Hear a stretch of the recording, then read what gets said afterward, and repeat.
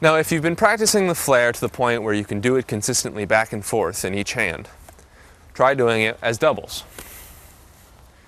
This shouldn't be too much harder, though it will be slightly harder to figure out where to catch the club as it's coming down. The reason you want to be able to do it both as doubles and singles is because when you're trying to incorporate flares into a pattern, it's good to be able to do both for different types of patterns.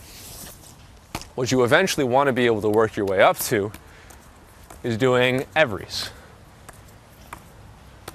Now, the best way to incorporate it to a pattern right off the bat is to practice doing this.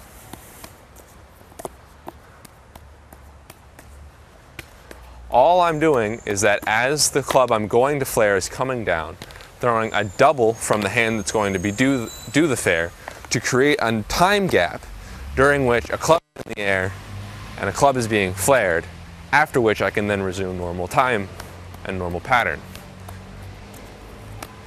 I can do it as a single, but when you're first learning how to do it, it's very difficult.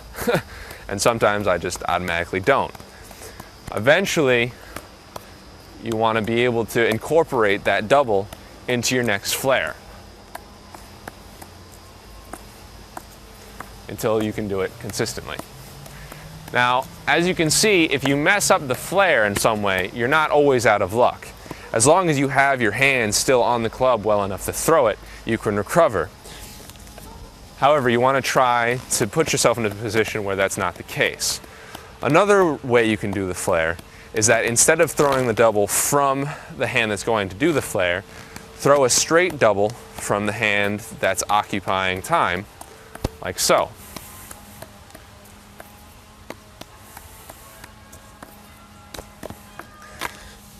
Once you're able to do that on both sides, whoops, you can exchange it.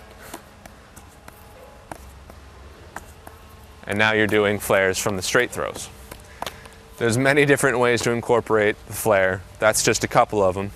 You can also do off of high throws. Try some of your own ideas and work it in with other tricks, and you might find some very cool combinations.